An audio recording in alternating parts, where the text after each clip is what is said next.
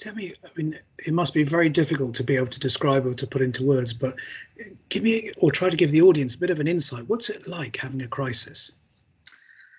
Oh, it's so having a crisis. I'm trying to find sort of a description of the best way to put it. Um, the disease itself, when you have a crisis, it can be on a spectrum. But for me, when I'm having a crisis, a typical crisis is stabbing, shooting pain, really intense, like someone's got a clench or some form of tool and is literally like squeezing your bones, and you haven't even got any sort of anything to numb it, no anesthetic. It's almost like that sort of pain, really, really severe, really intense, and it pulsates with every heartbeat, and that's yeah, it's really, really terrible. Yeah. I mean, it sounds unimaginable for someone who's never had that type of experience before to even get an idea. I mean, can you tell me, have you ever had any kind of difficult encounters or bad experiences when you've gone to casualty with a crisis?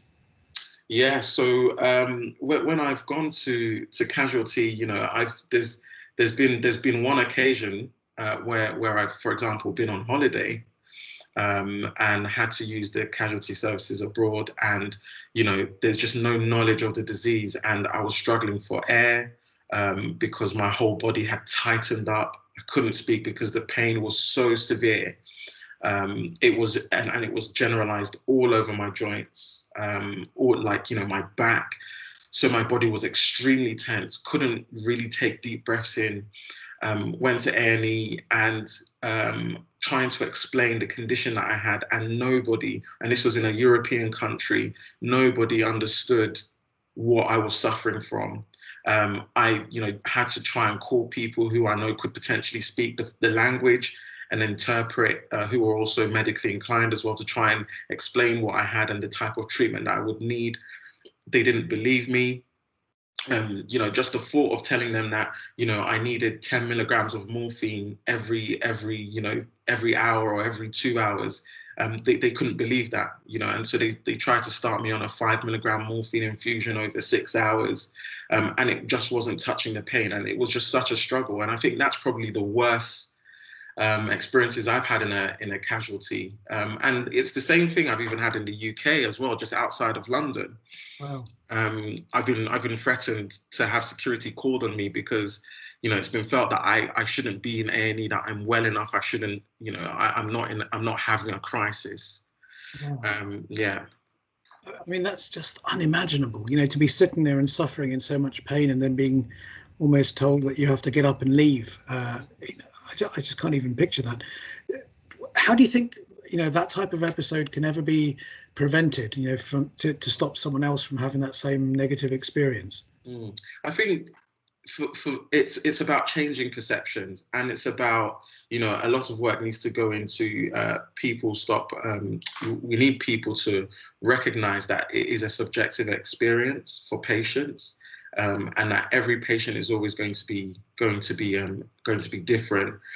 So I definitely also feel like, especially for hospitals outside London, because that's where I've experienced it the worst, is just a real increased awareness, education, training, knowing how to identify patients, who need help and who aren't there to abuse the healthcare system.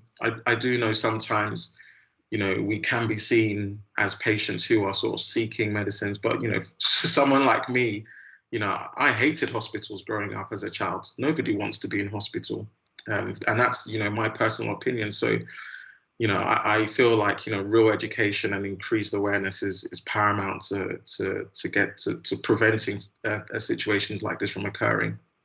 Do you think having some form of kind of official medical alert type bracelet system for sickle cell, or having kind of computerized records that can be accessed anywhere, would be a good way to maybe try to overcome those problems that you encountered?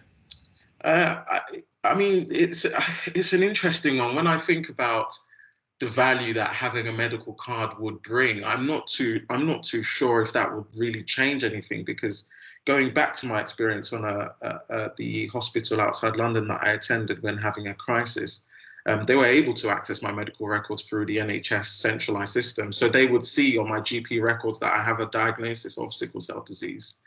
So that was obviously clear, yet they felt that I didn't need to be admitted. I didn't need any sort of attention in A&E.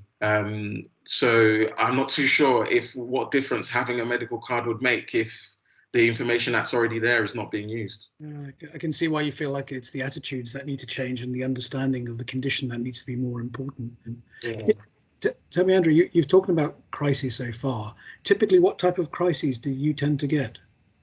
So in terms of crises I tend to get crises that affect the joints. I fortunately haven't had a chest crisis before, but I usually get the pain episodes in my joints. So it might be a combination, one or a combination of joints. So typically it might be my ankle, my wrists, my knees, my elbows or shoulders, or sometimes in the feet as well.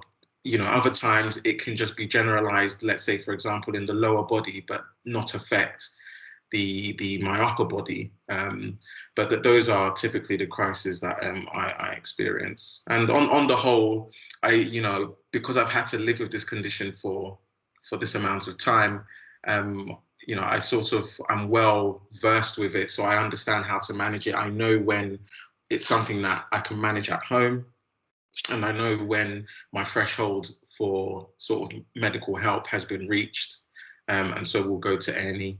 Yeah,